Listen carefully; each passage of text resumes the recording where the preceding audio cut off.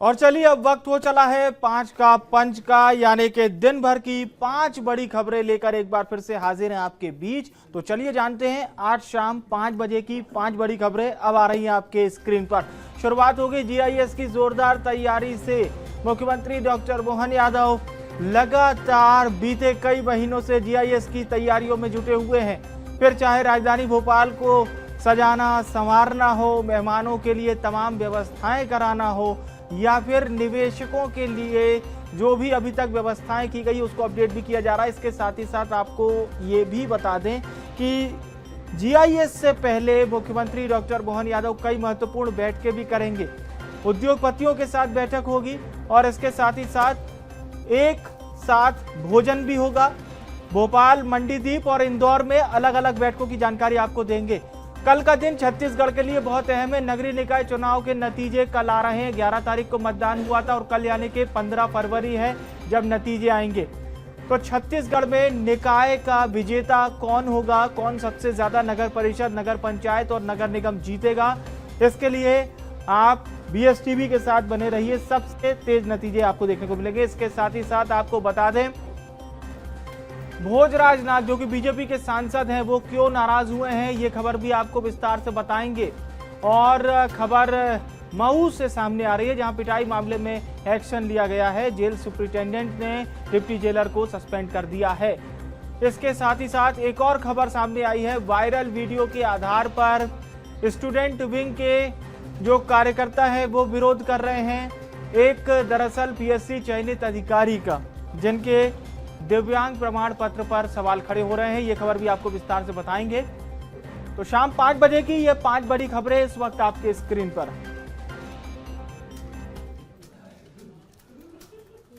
और चलिए अब खबरों का सिलसिला शुरू करते हैं सबसे बड़ी खबर के साथ। मध्य प्रदेश की राजधानी भोपाल में ग्लोबल इन्वेस्टर समिट यानी कि जीआईएस का भव्य आयोजन होने जा रहा है। और यही वजह है कि प्रदेश के मुखिया डॉक्टर मोहन यादव लगातार इस बैठक को सफल बनाने की जुगत में लगे हैं। और इस बात की सबसे बड़ी एक मोहर यह भी है कि केवल इस बैठक को सफल इसलिए नहीं बनाना है कि विदेशी मेहमान आएंगे, देश से बड़े उद्योगपति आएंगे।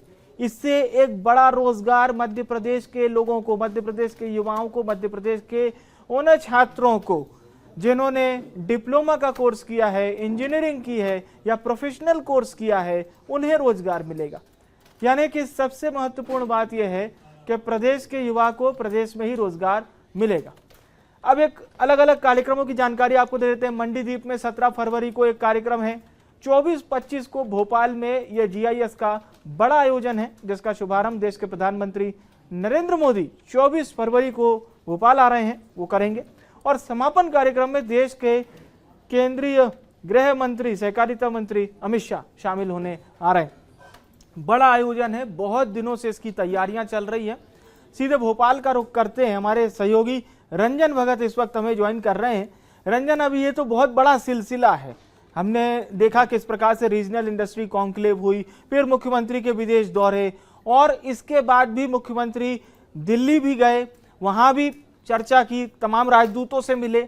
और अब ये 3 दिन बताए जा रहे हैं कि अलग अलग दिन मुख्यमंत्री निवेशकों से चर्चा करेंगे, उनके साथ डिनर भी करेंगे।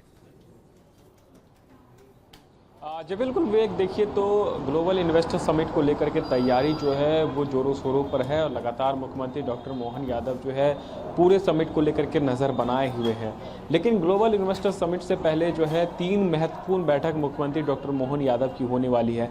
एक बैठक आज शाम 7 बजे के आसपास कुशाभाऊ ठाकरे कन्वेंशन सेंटर में उद्योगपतियों के साथ जो है मुख्यमंत्री डॉक्टर मोहन यादव आज चर्चा करने का काम करेंगे। वहीं दूसरी बैठक जो है मंडीदीप के उद्योगपति जो है उनके साथ 17 फरवरी को मुख्यमंत्री डॉक्टर मोहन यादव चर्चा करेंगे। और तीसरी जो बैठक होने वाली है वो होने वाली है आर्थिक राजधानी इंदौर में 18 फरवरी को, जिसमें कि मुख्यमंत्री डॉक्टर मोहन यादव उद्योगपतियों के साथ डिनर भी करेंगे और उनके साथ 1-to-1 संवाद भी करेंगे। क्योंकि एक भव्य आयोजन कह सकते हैं राजधानी भोपाल में होने जा रहा है। 24 और 25 फरवरी को ग्लोबल इन्वेस्टर समिट होने जा रहा है, जिसमें कि लाखों लोग यहाँ पर पहुंचेंगे। उद्योगपति ने जो है रजिस्ट्रेशन कराया है। साथ ही साथ अगर हम बात करें तो अलग अलग क्षेत्र में जो है मध्य प्रदेश में अपार संभावनाएं हैं। अगर हम बात करें ग्लोबल इन्वेस्टर समिट के जरिए जो है करोड़ों का प्रस्ताव जो है मध्य प्रदेश को मिलेगा और इसके जरिए मध्य प्रदेश के लगभग 5 लाख से अधिक युवाओं को इससे सीधा लाभ जो है मिलेगा, जो कि अलग अलग सेक्टर में, चाहे वो आईटी के क्षेत्र में हो, चाहे पैरामेडिकल के क्षेत्र में हो, चाहे वो इंजीनियरिंग के क्षेत्र में हो। तो यानी अलग अलग क्षेत्रों में जो है मध्य प्रदेश के युवा जो काम करना चाहते हैं उनके लिए सुनहरा अवसर जो है अब मध्य प्रदेश सरकार तलाशने जा रही है और इसके चलते आप देखेंगे तो आने वाले समय में इससे मध्य प्रदेश को आर्थिक दृष्टि से भी जो है मदद मिलेगी और मध्य प्रदेश जो है इंडस्ट्रियल हब बनकर उभरेगा। बहुत बहुत शुक्रिया रंजन, तमाम जानकारी दर्शकों तक पहुंचाने के लिए। और कल का दिन छत्तीसगढ़ के लोगों के लिए, वहां के नेताओं के लिए और वहां के विकास के लिए भी बहुत अहम है। क्यों अहम है ये समझिए, क्योंकि कल छत्तीसगढ़ में नगरीय निकाय चुनाव के आ रहे हैं नतीजे। जी हाँ, नई शहर सरकार कल बन जाएगी। नया महापौर कौन होगा? आप छत्तीसगढ़ में रहते हैं, 10 नगर निगम है, रायपुर, बिलासपुर, राजनांदगांव, चिरबिरी, वो जिले हैं जहां पर नगर निगम है। नगर पंचायत, नगर परिषद के कल आ रहे नतीजे। मुख्यमंत्री विष्णुदेव साय ने जीत का दावा किया है, सुनिए क्या कुछ कहा।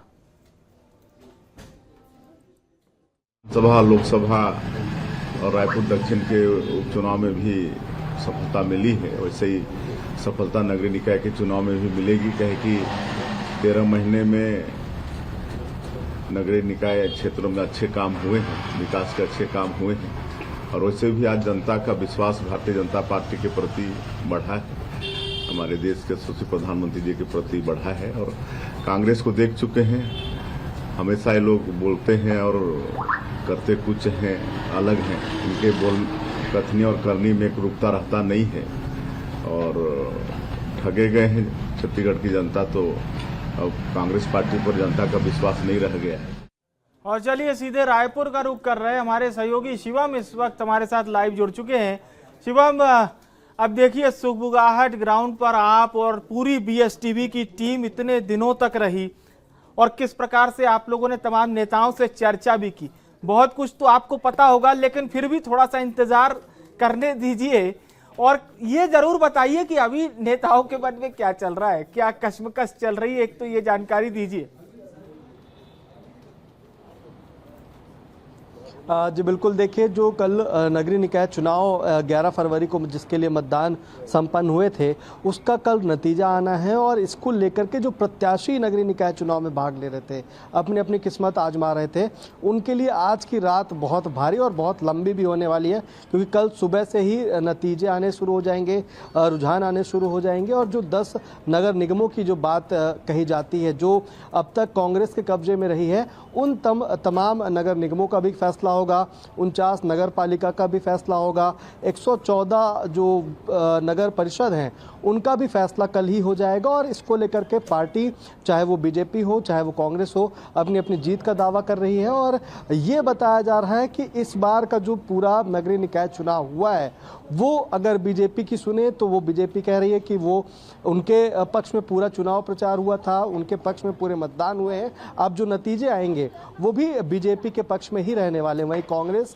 यही कह रही है कि अब तक नगरीय निकायों में कांग्रेस का कब्जा रहा है और कांग्रेस की शहर सरकारों ने भी बहुत सारा काम शहर के लिए किया है, इसलिए वहां पर अब जो फिर से रिपीट होने वाली है कांग्रेस सरकारें, तो दोनों ही पार्टियों की जो किस्मत और जो एक दावा है वो कहीं ना कहीं इसी बात को लेकर के है कि वो जीतने वाले हैं। मगर इस बार जो चुनाव हुए थे, जब बीएसटीवी भी ग्राउंड पर गया था और तमाम नगर पालिकाओं के और नगर निगमों की जब रुझान देखे गए थे, जनता का रुझान देखा गया था, तो कांटे की टक्कर कई जगहों से निकलकर सामने आई थी। और इस बार के जो रिजल्ट हैं वो भी कहीं ना कहीं चौंकाने वाले रहेंगे। जो अभी 10 नगर निगमों में कांग्रेस की सरकार है उसमें तख्ता पलट होता भी दिखा जा सकता है और इस चीज को लेकर के अभी से कयास शुरू हो चुके हैं और दावे दोनों ही पार्टियों के अभी मजबूत हैं और दोनों ही पार्टियां जो है अपनी अपनी जीत का दावा कर रही हैं। लेकिन कल तक का ही अब वक्त बचा है, कुछ घंटे बचे हैं जब रुझान आने शुरू हो जाएंगे और इसके साथ साथ ये भी बिल्कुल ये जो कश्मकश अभी चलेगी कुछ घंटे और कल सुबह से BSTV पर जनता भी देख पाएगी सबसे तेज नतीजे, यानी कि 10-11 बजे तक स्थिति धीरे धीरे शुरू होगी और तकरीबन हम मान सकते हैं 12-1 बजे तक बहुत कुछ क्लियर हो जाएगा। शिवम। हाँ जी बिल्कुल, जो तस्वीरें निकल कर आएंगी, क्योंकि इस बार जो शहरी सरकार में जो मतदाता हैं वो ज़्यादा संख्या में नहीं है, कहीं पर 3 से 4 लाख के बीच में मतदाता है। तो कयास यही है कि 12 से 1 बजे तक तस्वीर पूरी तरह साफ हो जाएगी कि वो बीजेपी के पक्ष में है या कांग्रेस के पक्ष में है। लेकिन फिलहाल दावों की बौछार हो रही है और प्रत्याशी अब ये देखेंगे दावे कल किसके सही साबित होते हैं और कौन अपने दावे पर थोड़ी बहुत लिपापोती करता है। धन्यवाद आपका। और चलिए छत्तीसगढ़ की एक और बड़ी खबर आपको बता देते हैं। बीजेपी सांसद हैं भोजराज नाग, जिनका एक वीडियो सोशल मीडिया पर वायरल हो रहा है और वो ट्रैफिक व्यवस्था से थोड़े नाराज नजर आ रहे हैं। बस ये वीडियो सामने आया, इस पर सियासत भी चालू हो गई।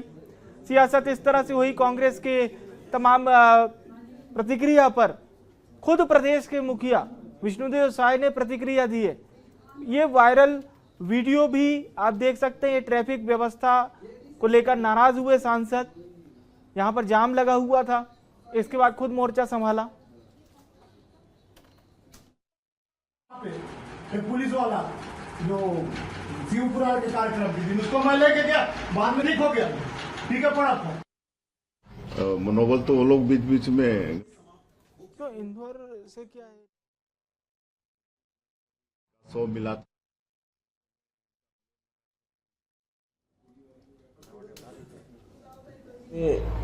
जो काकेर सांसद जी के बारे में बात कही, वो हमारे पुराने मित्र हैं और वो तांत्रिक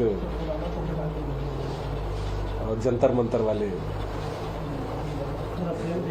नेता हैं, आध्यात्मिक भी है और राजनीतिक भी है।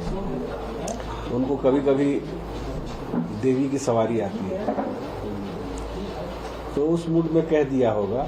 वैसे दिल का बुरा नहीं है और किस टाइम में बोला समय देखना पड़ेगा, घड़ी की समय सुबह का रहा कि शाम का रहा, कितना टाइम वो बोले हैं। रायपुर से अविनाश हमारे साथ जुड़ चुके हैं। अविनाश, वैसे मामला देख के तो समझ में आ रहा है इतना तूल पकड़ने वाला नहीं था, लेकिन अब ऐसा लगता है कि सियासी प्रोटोकॉल हर जगह लागू हो चुका है। एक वीडियो आ जाने दीजिए, बयान आ जाने दीजिए, विपक्ष का नेता कुछ ना कुछ तो बोलेगा ही, भले ही वो कोई भी हो दूसरी पार्टी से।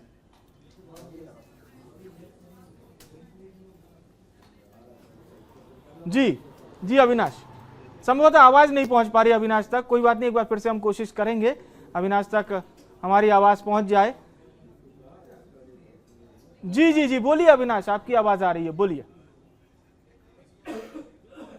भोजराज नाग जो कि कांकेर के सांसद हैं और उनका एक वीडियो जो है काफी वायरल हो रहा है। वीडियो में साफ तौर पर ये देखा जा सकता है कि भोजराज नाग जो हैं वो एक थाना प्रभारी को फटकार लगाते नजर आ रहे हैं। माननीय की समस्या सिर्फ इतनी सी थी कि जो कांकेर रोड है वहां पर काफी ट्रैफिक जाम था, क्योंकि नेशनल हाईवे है, रोड है और कई तरह से अलग अलग जो वाहन है वो वहां पर पहुंचते हैं और रोड जाम के चलते वो वहां से गुजर नहीं पा रहे थे, जिसके चलते वो नाराज हुए और पूरी तरीके से व्यवस्था को लेकर वो लगातार जो है थाना प्रभारी को फटकार लगाते हुए नजर आ रहे थे।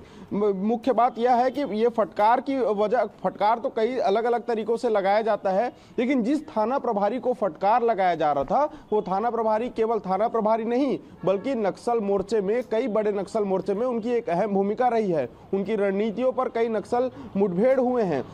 जो 29 नक्सली कांकेर में मारे गए थे, उस घटना में भी वही थाना प्रभारी साथ में थे। साथ ही उनके इस बेहतर कार्य के लिए उन्हें राष्ट्रपति पुरस्कार से 2 बार नवाजा भी गया है। इस कारण से ये पूरा मामला जो है अब तूल पकड़ता हुआ नजर आ रहा है। कांग्रेस के नेता कह रहे हैं कि बीजेपी जो है जवानों का मनोबल तोड़ने का काम करती है। तो ऐसे जवान जो नक्सल मोर्चों में हमेशा सर पर कफन बांधकर जवानों नक्सलियों से मुठभेड़ करते हैं, उनसे लोहा लेते हैं, ऐसे जवानों के प्रति बीजेपी के एक सांसद जो है उनसे बदसलूकी करते हुए नजर आ रहे हैं, उन्हें फटकार लगाते हुए नजर आ रहे हैं, उन पर कार्रवाई करने के लिए उच्च अधिकारियों से शिकायत करते हैं। इसी को लेकर कांग्रेस ने कहा है कि बीजेपी के नेता जो है उन जवानों का मनोबल तोड़ने का काम करते हैं। लेकिन दूसरी ओर मुख्यमंत्री विष्णुदेव साय ने भी इस पूरे मामले को लेकर एक तीखा प्रहार किया है, कांग्रेस पर बड़ा हमला उन्होंने कहा है और कहा कि कांकेर में नक्सली हमले हुए थे, 29 नक्सलियों की मौत हुई थी, तब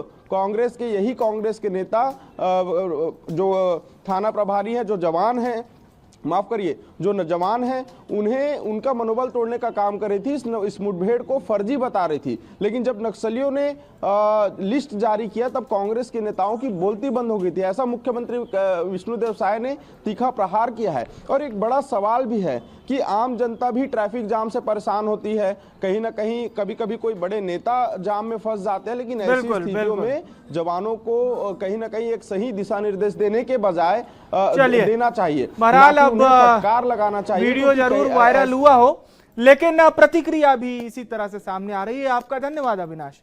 और चलिए अब खबरों में आगे बढ़ते हैं। इंदौर के मऊ से एक मामला सामने आया था जिसमें डिप्टी जेलर पर एक कैदी के पिटाई के आरोप लगे थे। इस आरोपों को सही मानते हुए सुपरिटेंडेंट द्वारा कार्रवाई की गई और डिप्टी जेलर को निलंबित कर दिया गया। साथ ही साथ अन्य जो इस मामले में जो कर्मचारी हैं, जो जेल प्रबंधन के जुड़े हुए, चाहे वो प्रहरी हो, वार्डन हो, जेल स्टाफ हैं, उन पर भी कार्रवाई होगी जो इस पूरे मामले से जुड़ा हुआ है। आप देख सकते हैं किस तरह से यहाँ पर बेतहाशा पीटा जा रहा था इस कैदी को। तो सेंट्रल जेल सुपरिटेंडेंट ने सस्पेंड कर दिया है।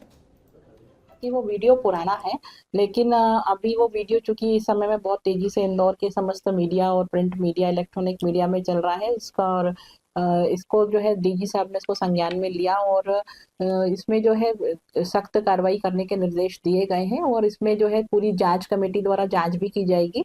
और वर्तमान में जो है आदेशित किया गया है कि जो सब जेल के डिप्टी जेलर हैं मनोज चौरसिया, उनको सस्पेंड किया जा रहा है।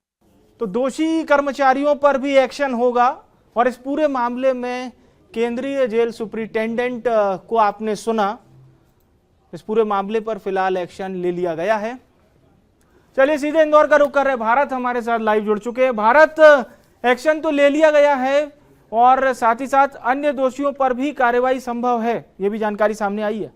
भारत, देखिए विवेक, हम सबसे पहले बात की जाए तो हमेशा ये सुनते आए थे कि जेल के अंदर जो है काफी भ्रष्टाचार होता है और जेल में सुख सुविधाओं के लिए जो है वो रुपयों की मांग की जाती है। लेकिन उसके अब जिस तरह का सीसीटीवी सामने आया है और जो जांच उपरांत जब ये पूरी जानकारी मिली अलका सोनका जेल अधीक्षक को, इसके बाद में ये वरिष्ठ अधिकारियों को बताया गया, जब पाया गया कि जो डिप्टी जेलर थे मऊ के मनोज चौरसिया, उनके द्वारा जो है वहां पर मारपीट की जा रही थी और इस पैसे की मांग भी की गई थी। पैसे ना देने को लेकर के जो साथी कैदी के परिजन और साथी कैदी के साथ वहां पर मारपीट की जा रही। चार दीवारी के भीतर हम क्योंकि देख रहे हैं कि जिस तरह से बीएनएस को हमने न्याय संहिता की तरफ ले गए थे और यही एक स्वरूप था कि जेल जो सेंट्रल जेल जिसे कहते थे उसका नाम जहां परिवर्तित होना है, लेकिन वाकई क्या उनके स्वभाव में, अधिकारियों में भी परिवर्तन आएगा? क्या वाकई इन्हें जो है जो बंद कैदी है, चाहे वो सजा याफ्ता कैदी हो या फिर सजा